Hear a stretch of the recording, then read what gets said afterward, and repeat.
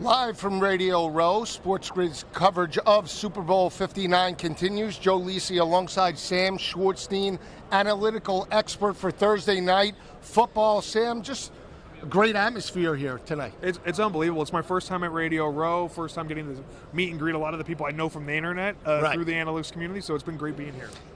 Analytics have changed the sport, not just in terms of the X's and O's, but obviously in regards to a number of different industries, fantasy and obviously the gambling industry.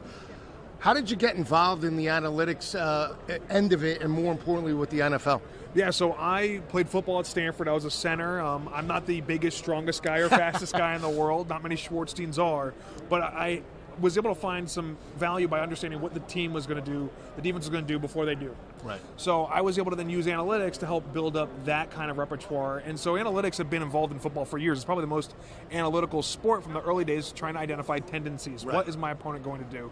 Then working in Silicon Valley after football, and then ultimately getting a job at the XFL, I was tasked with reimagining the game, from the on-field product to the technology that we're going to use, even the equipment we're going to use. And analytics helped drive my decision-making process when I was there to ultimately make rules that inspire the dynamic kickoff or coach-to-player communication systems or even our design of our football. And so I got to know Amazon, and they had this idea of making an analytics-focused broadcast, and that's where Prime Vision came to be, was let's focus on being able to give the people a unique view into the game, not over-inundate them with analytics, not just tell them a number for number's sake, but how do we really make the game more exciting by using analytics to show them new things? I'm always impressed when you see like a long touchdown run like Cheetah, right? You know, Tyreek Hill, he's running 21 miles an hour, right? And then all of a sudden you have a college quarterback, Quinn Ewers. That was the discussion. He's running 22 miles an hour. He's fast. I think if you put them head to head, right, Cheetah would win. But it's amazing in terms of how you break it down. We talk about, yards after contact. Is there a specific category that you first started with and then evolved, or did you just dive into the whole broad-based, and is it more so more offense than defense? I'm curious. Yeah, so it's easier to measure results in football. Right. What we say in football is that we're a column-rich sport, but a row-poor sport. And what I mean by that is there's so many things you can measure on any given play. We have 11 players on offense, 11 players on defense, down, distance, location on field, time on clock. Right. But there's only 65 offensive plays and a 55% pass rate. There's nearly half of that for runs and passes. So just imagine it's not easy to measure everything outside of a vacuum. But what I really enjoy is analytics will take that hitting game of football. We'll show how many yards a quarterback had. Joe Burrow led the NFL in yards. But how important are those yards? Getting 10 yards on 1st and 10 is really good. You get a new set of downs. 10 yards on 3rd and 20, not as good. Right. And so analytics will help evaluate those yards and provide context. So the first one for me was success rate, because that was the O-line stat. If we rush for 4 yards every play, we will be able to convert a first down, and that's what success rate's measuring. Did you get enough yards based on down and distance, location on field, to keep your team on schedule? And then EPA is then the measure of how much did you help your team's chance of scoring. So it really helps contextualize all the yards that the team's getting. When I break down games, because I cover both college and the NFL, I feel personally the two biggest, or maybe under the radar stats, and they are out there, are 3rd down offense and 3rd down defense. And for me, I look at it as, if you're sustaining drives, you have a better opportunity to score points and obviously keep maybe a more explosive or potent offense on the sidelines.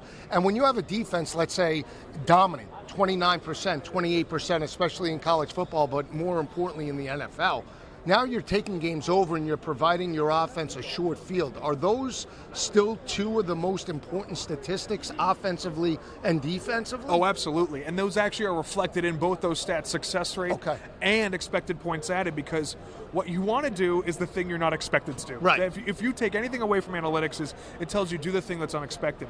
And so the average conversion rate on about 3rd and 10 or 3rd and 7 plus is around 35%. Well, Patrick Mahomes is converting nearly 50% of the time. Incredible. And so that's showing their long sustained drives. Right. Now, what's interesting is they have not had explosive plays, which is a 10-yard run or a 15-yard pass. Don't ask me why we split it up, but we do. Okay. But they are the lowest explosive play rate in the NFL. So they actually shorten games. Even though they're one of the best offenses in the NFL, they have the fewest drives per game in the NFL. So they're making closer games by having one less drive. Now, I think that the perception, per se, has led to them, or pundits saying that they're not as dominant. where I disagree. And obviously, as long as Pat Mahomes is under center, you want him. I think if we survey 10,000 people here, maybe 99,000, right, 9,999 would say Pat Mahomes would be the best quarterback in that type of situation, right? Do you see that as well? Because everybody will say, well, they had 3 games this year where they won by 2 points. But I look at it as they won. It doesn't matter margin of victory. I'd rather have a 2-point win than a 2-point loss, and 2 is just as well as 40. Do you see it that way as well? Yeah, I'm not one of those analytics people that's saying go reach the singularity. Okay. We'll tell you, analytics will tell you pass the ball every play. Right. Well, as an offensive lineman, I know that if there's no threat of me going forward, right, they're going to tee off on me if I'm moving backwards. Okay. Right, so what I would tell a team, and when I used to consult with teams, is do whatever you're the best at. Okay.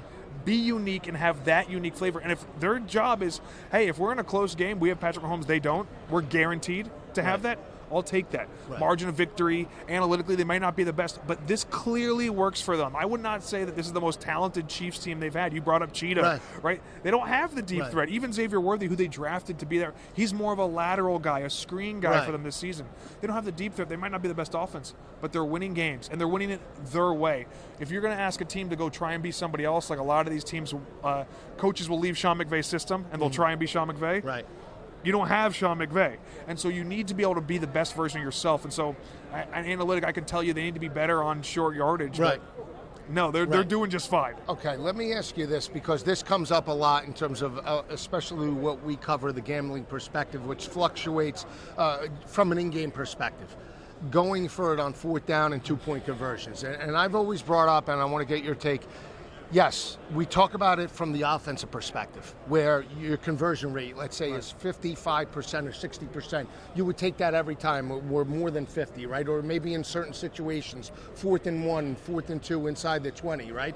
Do we measure what it does emotionally or from a points perspective on the defensive side of the ball? So you go for it on 4th and 2, you do not get it. That ensuing drive or within the next 5 minutes, is a team apt to give up X amount of points? Do we cover it from that aspect as well? Yeah, so that's the beauty of expected points, Adam, is we'll see what your starting point was, and then we measure where you are at the other spot. And so on average, a turnover, an interception, let's say, I know this number off the top of my head, is worth negative 4.75 expected points. Okay. So nearly more than half of a touchdown, right? 7 points is the end-all be-all. So think about it from that point of view. Where it's actually huge, we do measure it. Do we measure the emotion of it? No. But you can't, right? Well, I don't want to say can't. Amazon Prime Video. Right, no, I'm just saying it's something that's not, it's so hard. It's a human element. And look, even if people have tried to measure momentum, and they say we can't measure it, just because there's an absence of data does not prove that something doesn't exist. I hope that made sense. But as a player, I've known when a momentum is shifted. So I can feel it. I can't measure it right now. So here's what I'll say about it. When I would consult with teams, I would tell them, you have a 3rd down period. You have a red zone period. You have a 2-minute drill. Add a 4th down period. It starts in OTAs. Right. You're preparing for 4th down. Look at Dan Campbell. They gained the most win probability, or second most win probability in the NFL this season on 4th downs, including the ones they did not get and the ones they got. He started that when they were 0-8 years ago. Hey, this is who we're going to be. Okay. So you can minimize the emotion by who you are as a team identity and culture.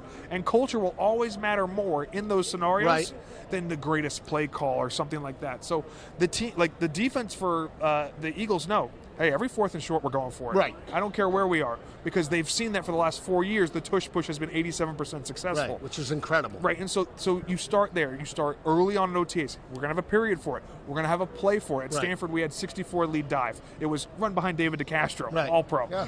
Absolutely. Hey, that works. And so if you don't have that, you got to find the new play. And so you get that mindset, then the momentum shift won't matter as much. Right. If your team's aware that this is who we are. Got it. Let me ask you this too. When you look at coordinators, defensive coordinators, I feel like they're not, and this is just a personal opinion, I'll throw Eberflus and I'll throw Dennis Allen, who are no longer head coaches, but I feel like defensive-minded head coaches typically aren't analytical guys. Is that true, based off of just what you've seen and working with teams? I think it's more of a mindset to build in, Right. Because I played for Vic Fangio in college, Right. and the guy knew every single thing a team would do on 3rd and 7 plus. Right. He would know he would know all the different Right. tendency measurables, but maybe he was not as focused on going for it. I think that newer guys come into the league sounds ridiculous, but if you played Madden as a little kid, you never punted. Right. Right. And so it's ingrained in you. Well, at East Stroudsburg, where Vic Fangio went to school, Right. it's It's which is a beautiful run it campus. with 3 yards in a cloud of dust. I always say, like, defensive coordinators that become head coaches sometimes, they want to win games 17-13. Right. Losing games, they want to win it 17-13, but they refuse to win it, to try and win it 40-20, and they wind up losing those games like 16-14. Which is ironic Right. because you'd think, if Yeah. I'm Vic Fangio defense, Right. I can handle them getting the ball Right. anywhere on the field, so I might as well build in. And then look at the Eagles. Right now they have under 2.5 yards average distance to go That's on incredible. 4th down. That's incredible. Because they know on 3rd and 8, the hardest play in football, they can Right. get 5. They can Right. get 6 yards. They don't need to get all 8. Right. And so that line on the field, those chains, there's an imaginary line 2 yards. And on Prime Vision and Next Gen Right. Stats, we tell you what yard you need to get to Okay. on 3rd down Right. for it to be a go on 4th Right. down, which is how the coaches are communicated with in their headset, saying, Right. hey, we only need 6 here. If you only need 6 all those times, you can have so much a more higher advantage on those 4th down plays. Absolutely. I do want to break down the game itself. From an analytical standpoint, I feel you have to make Kansas City a favorite, right? But just from what you see, I do feel the more complete team, assuming they both play their A game, would be the Eagles. They're more balanced. They can run the football, not just with Barkley, but obviously Jalen Hurts with the RPO game. Do you see that as well, or do you give a significant advantage or disadvantage to either team? Look, I'm not going against Patrick Mahomes. I think we all know that. No one's going to get burned 3 times in a row. But I don't doubt you if you go with the Eagles. Right. What a roster Howie Roseman's built. Right. What a great team that they have, especially starting up front in the run game. Now, as teams have gone away from base defense, Right. taking that 3rd linebacker off the field and bringing a defensive back on, it's really stifled the pass game. Passing game's gotten worse. Right. It's let run games go up. And what's been great about the Eagles is they make it very easy. When you talk to coaches around the league, it says this is just day one install Right. stuff, meaning they're going to run the simple plays, the RPOs. You brought up exactly. They run to the weak side the 6th most in the NFL, Saquon Right. Barkley, because Jalen Hurts is reading the backside for Right. that RPO. And so they telegraph what they're doing. But at some point, you've got to be a man and take on that Got it. block and do it. And so you're 100% right. Here's the key. A lot of people have talked about it. Chris Jones will find the fish. He's going to play against the worst offensive lineman. Right. Who's the fish on this Eagles offensive line? There really isn't one. So There you can isn't. focus on, hey, if we can take Chris Jones out of the game, get Nick Bolton, who I think is one of the best inside linebackers, he's not going to be able to run with Saquon Barkley. Right. Get Saquon to the edge, let us move side with side, and then let's see. Now, Saquon Barkley is such a unique player. He's almost like a wide receiver in terms of production. He's got the 4th lowest success rate, meaning he's one of the worst at consistently getting yards needed. But he's the 4th best at EPA per carry, and there's a lot of guys who have not played as many playoff games as him in this playoffs because his explosive plays are so big. So part of their explosive plays come from the running back, which is so rare in this game. I think the running back will be a factor, Barkley as well, but not on the ground, through the air, because you look at a former Stanford Cardinal, you know him very well, Christian McCaffrey. He did it on the ground, but he had over 60 yards receiving last year, and I think that's the mismatch that they could utilize, especially if they break tendency. That's the biggest thing, right? You have to break tendency in big games. If the analytics or the tendencies show we're going to run on 1st and 2nd down, why not play action pass? Absolutely. I think you're 100% right there.